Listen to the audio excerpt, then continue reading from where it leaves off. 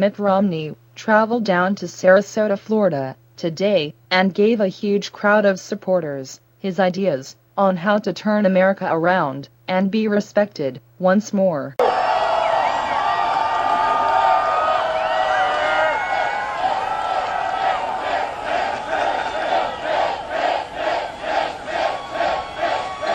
thank you so much. What a welcome. Warms my heart, and I know you're warm. Thank you for braving the heat and joining me today. We're going to take back America, keep America strong.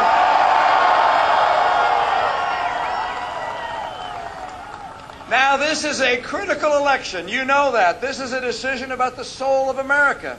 That's why you're here. This is not about a person or a party. It's about America. It's about the country, which is the hope of the earth. We're going to keep it strong and restore America's greatness.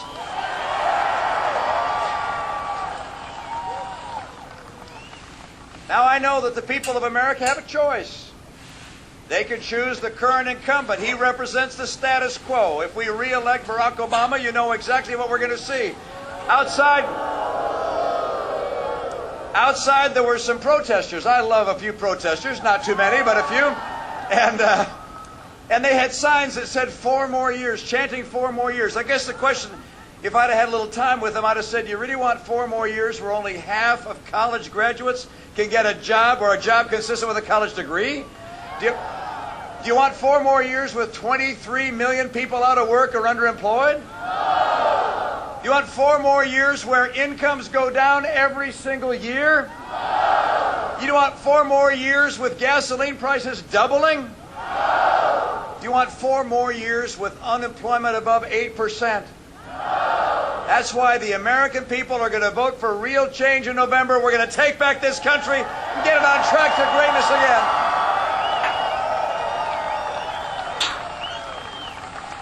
Now, when it comes to the economy, the president has already thrown in the white flag of surrender.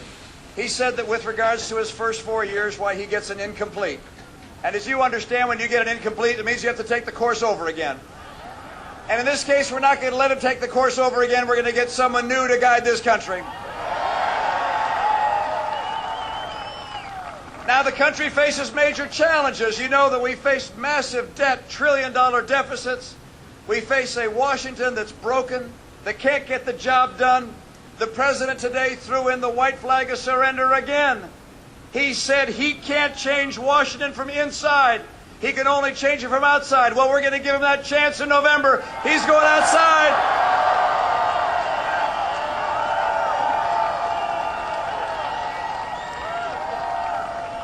I can change Washington. I will change Washington. We'll get the job done from the inside. Republicans and Democrats will come together. He can't do it. His slogan was, yes, we can. His slogan now is, no, I can't. This is time for a new president.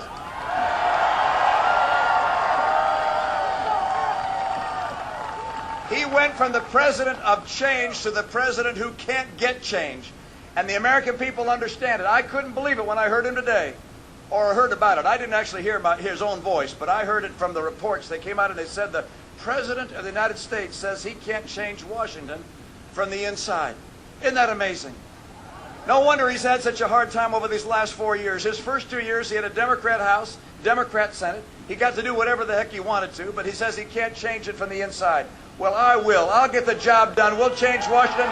We'll restore the economic strength we need to put people back to work. Now, there's something that he did put in place from the inside. And I hope people right here understand how bad news this thing is. He put in place something called Obamacare. And there are a couple of features of Obamacare I hope the people of Florida understand. One is he had to find some way to pay for it. The rules in Washington are such that if you add something that costs a lot more money, and Obamacare does, you got to find a way to pay for it. So he raised taxes by $500 billion. But then this, I hope the people in Florida understand this. He cut Medicare by $716 billion. And if I'm president of the United States, we're going to put that $716 billion back into Medicare, back into the care of our seniors. That $716 billion represents $1.4 billion in Sarasota County alone. Think of that. And what it means, the Medicare actuary and the Medicare trustees looked at what's going to happen by virtue of this $716 billion cut to Medicare. What they say it's going to do is that about 4 million people who have Medicare Advantage are going to lose it. And in addition, about 15% of America's hospitals and nursing homes will stop taking new Medicare patients. What he has done to Medicare to pay for Obamacare is wrong. I will reverse it. I will save Medicare and protect it for our seniors of today and our seniors of tomorrow.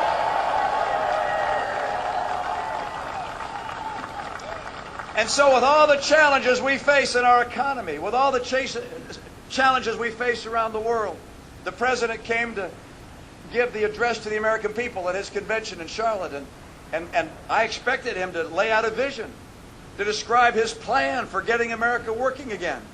Perhaps it had been 2 steps or 5 steps or some ideas. In fact, after his long speech was finished, there was no plan. He has no plan to make Washington work. He says he can't change it from the inside. He has no plan to get our economy working again. Well, I have a plan. I have 5 steps that are going to get this economy going, create 12 million new jobs, save Medicare, and get our incomes rising again.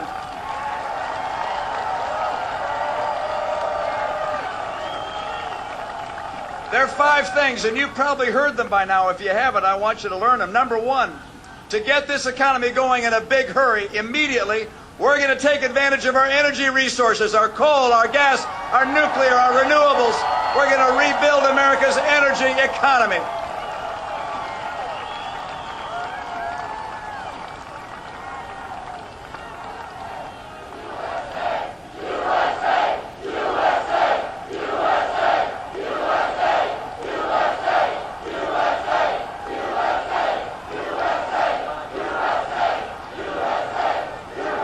And secondly, and number 2, to get this economy going, we believe in the USA. We believe in the ability of American men and women to compete. We're going to open up trade around the world, and we're going to crack down on China or any other nation in trade when they cheat.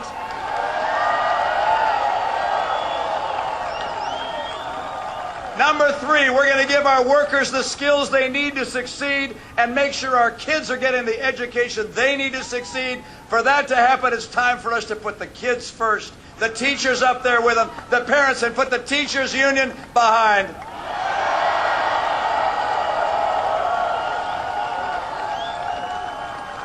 You know, in a lot of respects, Florida is a model for the nation when it comes to education. Under Jeb Bush, what a terrific governor. Under Jeb Bush, you began grading your schools A through F so parents could see which schools were succeeding and failing. And then if a school was failing, the child was able to go from that school to a school of their choice. I will do that for the nation by saying all federal dollars in education are attached to the child, and those dollars can go with the child to the school of his parents' choice.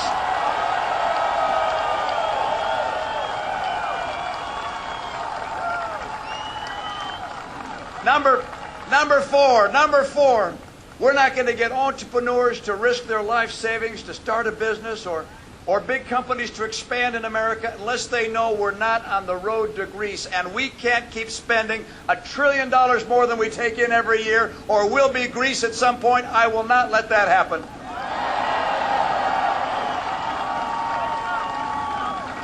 And so I'll finally cut spending. I'm going to cut spending. I'm going to cap spending as a percentage of the economy and get America on track to have a balanced budget. Look, this is a group of people that have balanced their checkbooks for a long time. I hope you understand that what's going on in Washington is not just bad economics. It's also immoral. I think it's wrong for my generation to pass on $1 trillion of debt to the coming generation. I'll get America on track to a balanced budget and restore the kind of discipline we ought to have in Washington.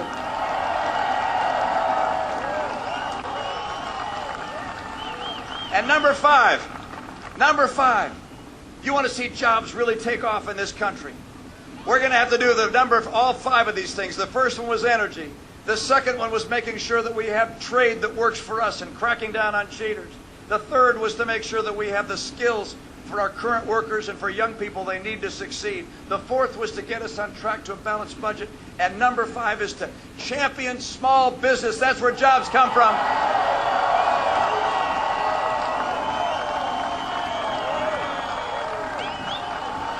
You know, I was with an entrepreneur in the electronics industry in St. Louis. He has 4 employees, small business.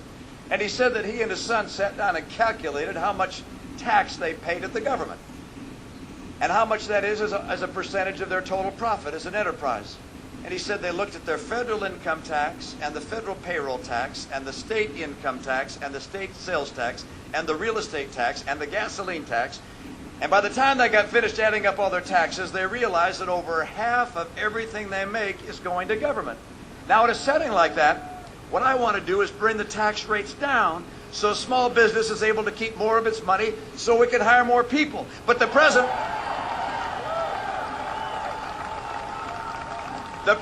plan is for 1 million small businesses to raise taxes, to take it from 35% to 40%. That's the federal income tax. I will not let that happen because jobs is my priority.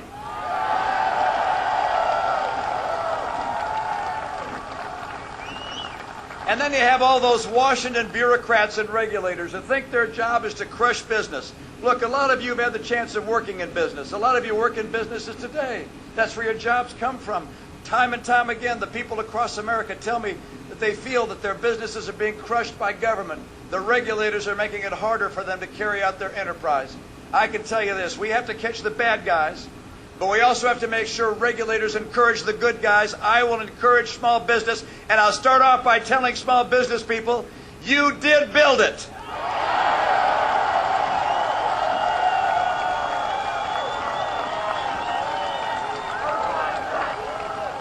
I think a lot of us were really surprised when the president in Roanoke a few weeks ago stood up and said, you know, if you have a business, you didn't build that, someone else did that. And I think the reason he said that was it laid the groundwork for his philosophy. His political philosophy is one of redistribution. The idea being that the role of government is to take from some people and to give to others. Now, I'm not talking about people in need, of course. We always care. Americans are big-hearted, compassionate people. We care for those in need. But the idea of redistribution, which is we're going to take wealth from some and redistribute it to others, that's a foreign concept that's never been part of the American experience. This is a land where economic freedom has allowed people to pursue their dreams, and in doing so and achieving success, they lift us as a nation. They give us jobs. I will not apologize for success here, and I will never apologize for America abroad.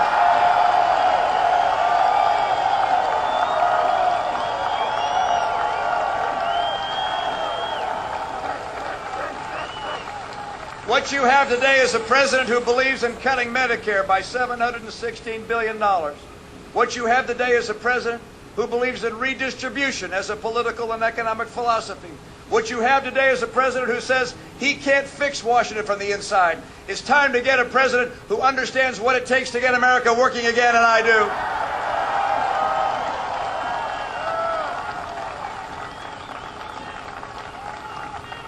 The question is whether America is going to become like Europe, or I jokingly say, or like California. Look, we don't want a government that gets larger and larger and larger, that takes more and more away from us and borrows more and more from China and others and passes those burdens on to the next generation. This is not the America that we know. That will not create the jobs and the rising incomes the American people deserve. I don't want to transform America into something we wouldn't recognize. I want to restore to America the principles that made America the hope of the earth.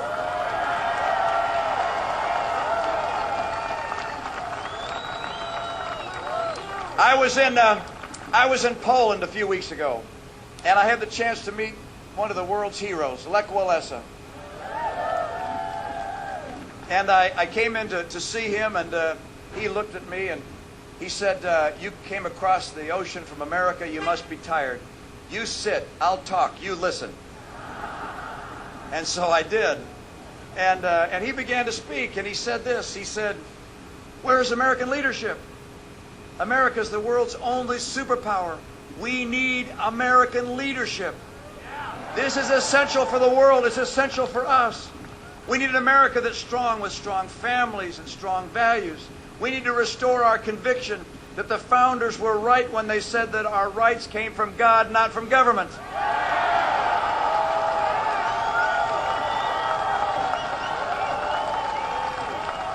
We need to restore our commitment to life and to liberty and our recognition that the pursuit of happiness, that means individuals pursuing their dreams, that pursuit is what drives our economy. Our economy is driven by freedom, not by government. Freedom must be restored to build a stronger economy.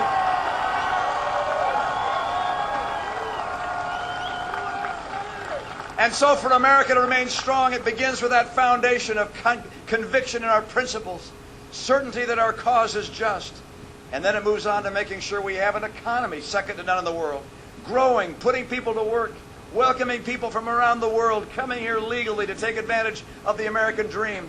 And then number three, not just strong homes and principles and a strong economy, but a military so strong no one would ever think of testing it.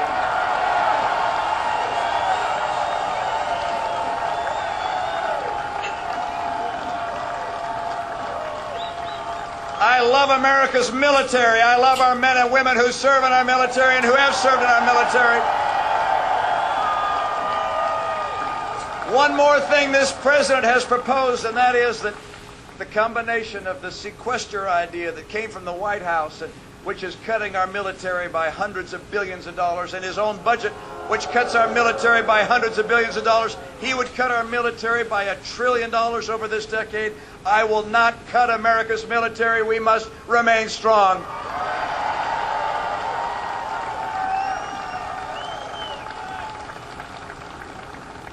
I want to recognize the men and women who serve or who have served in America's armed forces. Would you please raise your hand? Wow. Wow.